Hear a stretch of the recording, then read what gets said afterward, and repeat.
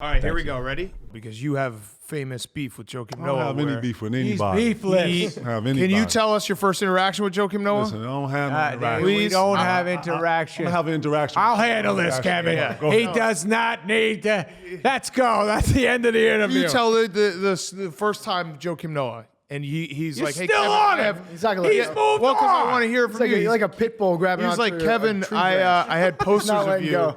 when I was growing up. Listen, it's a time and place for everything. You don't ask someone during the game or during competition to, not me. You don't ask me anything during competition. I'm not. I can't. You can't. Focused. Right. Yeah. You know, we're in here competing. I'm not going to give you anything. The end of the story was Joakim Noah was like, "You were my idol growing up," and Kevin just turned to him and said, "Fuck you, Noah."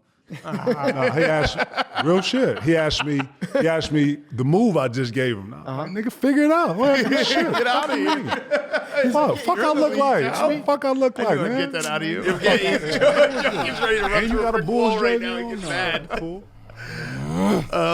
All right, so tell us your side of that story. I'm gonna tell you straight up. KG was first of all, I just don't understand how.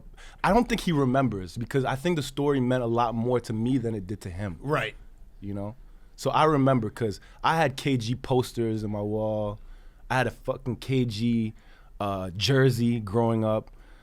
So this is the story. This is what happened. The first time I played KG, I'm hype as hell. Like, we're playing the Celtics. I'm on the Bulls. And I think they're up, like, 30 points. And I'm in the game, like, it's like the last seconds, like, nobody gives a shit. So we're at the free throw line. And he used to work out with this guy called Joe Abunasar. And I was working out with him for pre-draft. So I was always excited. I was always hoping, like, KG would walk in the gym and – you know, I would be able to like work out with him. And I remember asking him a question about, yo, you gonna work out with Joe? I was just trying to be cool. Like, I just wanted to say something to my idol. And he just like looked over and he was like, yo, like, who the fuck are you talking to? Like, who the fuck you think you talking to? And then like when he said that, I was like, oh shit, like I shouldn't have. And then like I kind of fell back knowing that I shouldn't have said that, like not during the game, right? You know. And then I didn't say anything, and then when I didn't say anything, I guess he thought I was I was pussy or something, because he was like, he kept like getting like louder and louder. Mm-hmm. And then I was like, and then from that moment on, I swear to God, I was like, yo, I'm going at him. Every single time we play, we are going at it. That's probably good for you though. It changed my career. That moment changed my career, because from that moment on, I learned that there's no love in battle.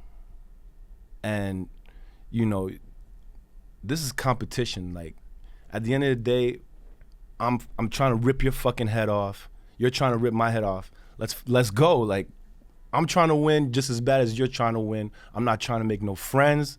And you know, that moment right there changed everything. So like, I hear people talking about that moment that they weren't even there. They don't even know what happened. They're talking about it, writing that shit in books. Like, fuck out of here. Like, I remember that was a real important moment for me, and that's what happened. And I'll say this too. A couple years later, that year that Derrick Rose got hurt, I know there's a lot of hype about that time because there's a movie that just came out, KG. But that series, I will say this, even when Derrick went down that year, if I didn't get hurt and we played Boston, we were coming at them. Yeah. And I was ready for that.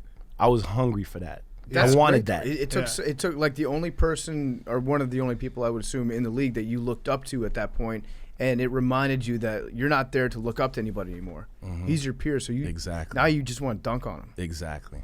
I like that. That's cool though, because it gets spun a ton of different ways. Where it looks like shit, I'm getting hot. Yeah, take off your jacket. It might be the mushrooms. This is probably the first phase of the trip. Mm-hmm. It makes you sweat out the toxins. Someone put on first. some of the music, put on some Dead, maybe some Marley, whatever. We'll get through this. Do you amongst friends? You consider yourself a hippie? Yeah.